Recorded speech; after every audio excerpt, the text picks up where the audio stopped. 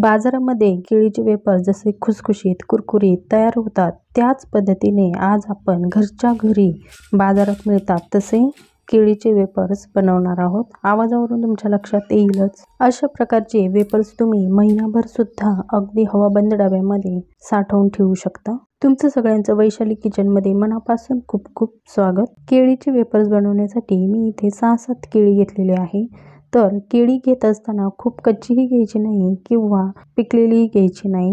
Wafers बनवण्यासाठी आपल्याला शक्यतो मोठ्या आकाराचीच केळी, पण ती कच्ची असलेलीच वापरायची आहे। आता या केळीचा सुरुवातीला पुढील आणि मागील भाग चाकूच्या साहाय्याने कट करून घ्यायचा आहे।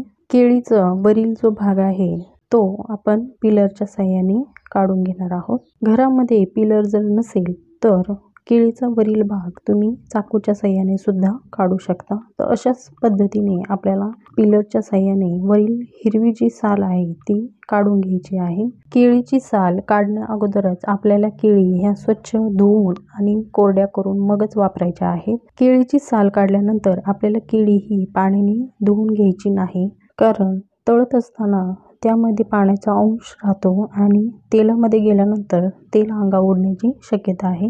म्हणून तुम्ही साल काढल्यानंतर ती केळी एखाद्या कापडाने पुसून घेऊ शकता।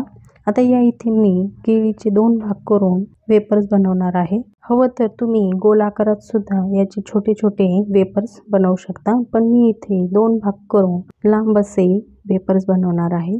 या इथे पूर्ण केळीची सुद्धा तुम्ही वेफर्स बनवू शकता।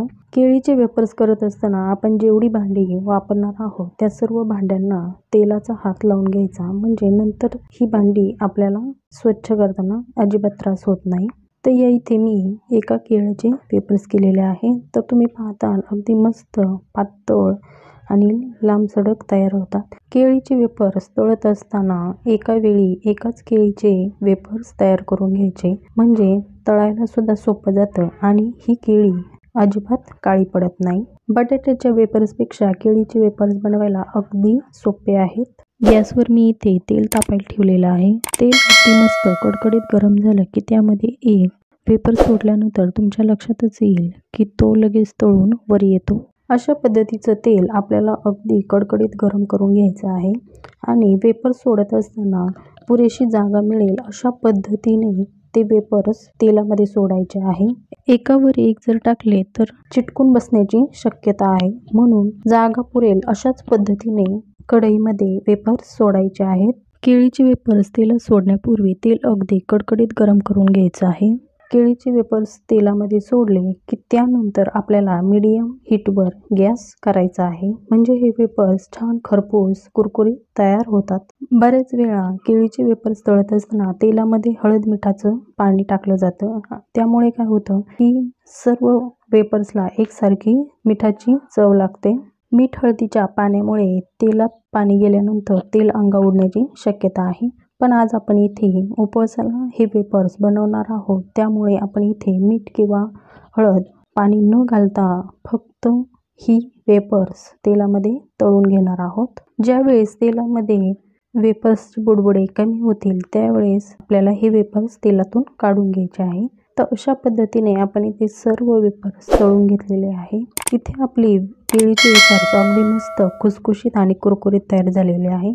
ही केळीचे वेफर्स तुम्ही अगदी महिनाभर सुद्धा स्टोर करून ठेवू शकता। नवरात्रामध्ये महिलांना 9 दिवसाचा उपवास असतो, त्या दिवसात सुद्धा 9 दिवसासाठी तुम्ही अशा पद्धतीचे वेफर्स अगदी स्टोर करून ठेवू शकता आणि हवं त्यावेळेस घेऊन खाऊ शकता।